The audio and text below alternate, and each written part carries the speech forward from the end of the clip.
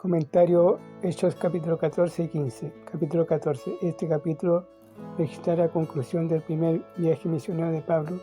Tal vez quiera ver un mapa y trazar usted mismo el curso. Los misioneros sufren por Cristo. Versículo 1 al 20. Donde quiera que se predique el Evangelio y algunos creen, habrá divisiones y disturbios. Dígase Juan capítulo 7, versículo 43, capítulo 9, versículo 16, capítulo 10, versículo 19 y Lucas capítulo 12, versículo 49 al 53. Incluso hoy muchos cristianos sufren en su ministerio hogar debido a seres queridos que rechazan a Cristo, pero la oposición no detuvo a Pablo y a Bernabé.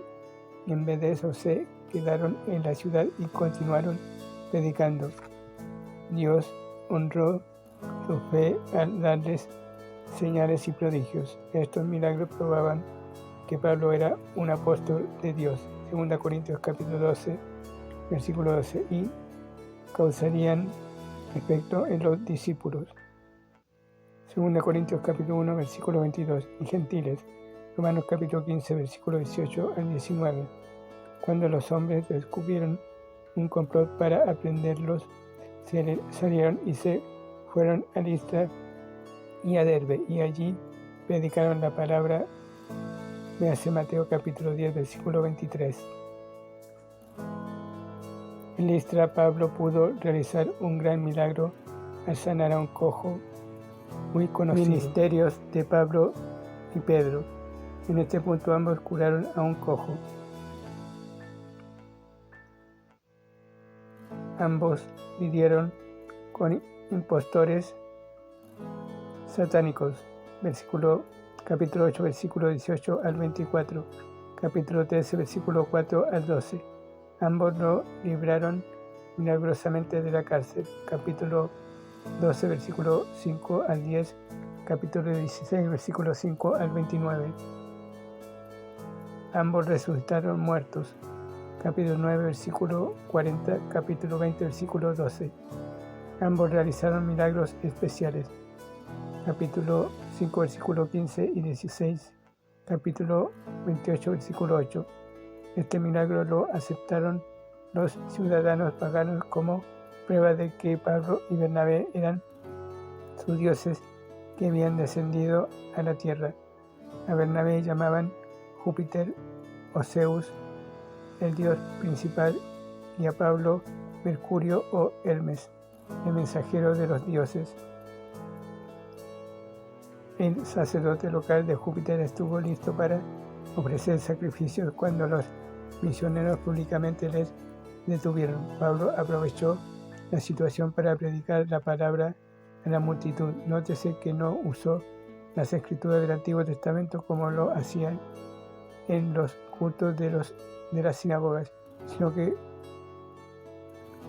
razonó con estos gentiles sobre la base de las obras de Dios en la creación. Compare este sermón que se resume aquí en los versículos 15 y 17 con el mensaje. Los misioneros confirmaron las iglesias. Versículo 21 al 24. La evangelización no es suficiente, se debe estimular y enseñar la palabra. Es por eso que Pablo establecía iglesias locales donde quiera que Dios le guió. La iglesia local es el lugar donde el creyente debe recibir una dieta confiable de alimento espiritual, hallar compañerismo cristiano y descubrir oportunidades para el servicio. Agradecemos a Dios por las muchas excelentes organizaciones y programas evangelizadores que están hoy ganando almas, pero ninguno puede reemplazar a la iglesia local. Con valentía los misioneros regresaron a las mismas ciudades donde sus vidas habían estado en peligro. No es de asombrar de que posteriormente tuvieron la reputación de ser hombres que habían expuesto su vida por el nombre de nuestro Señor Jesucristo. Capítulo 15, versículo 26. Pablo y Bernabé no pensaban en ellos mismos, sino en los nuevos cristianos que necesitaban ayuda y dirección espiritual. En este momento estaban solo a 250 kilómetros del hogar de Pablo en Tarsis, y quizás a él le hubiera encantado visitar de nuevo su hogar. Sin embargo, puso a un lado sus deseos para servir al Señor. También en el viaje de regreso a Antioquía pasaron por alto a Chipre, que era el hogar de Bernabé. Pablo y Bernabé, designados ancianos en las iglesias. La palabra griega que se traduce constituyeron, versículo 23, tiene un significado doble. Significa tanto designar como elegir por voto popular. Es evidente que los apóstoles seleccionaron a los mejores candidatos. Las cualidades en 1 Timoteo capítulo 3, Tito capítulo 1 versículo 5, y luego la iglesia entera votó según el Espíritu les guió. De esta manera debe ser el gobierno de la iglesia. Nada hay en la Biblia acerca de una jerarquía entre los líderes de la iglesia. Si usted compara Tito capítulo 1 versículo 5, versículo 7 y Hechos capítulo 20 versículo 17 y capítulo 20 versículo 28, verá que los términos obispo y anciano se refieren al mismo oficio, el de pastor.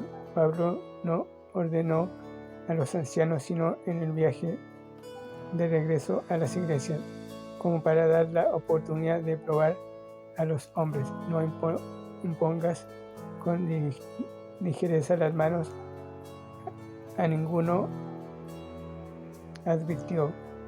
1 Timoteo capítulo 5 versículo 22. Los misioneros informan a la iglesia madre. Versículo 25 al 28. En tanto que las juntas y denominaciones pueden ayudar en los aspectos técnicos y legales para enviar misioneros, la responsabilidad final recae sobre la iglesia local.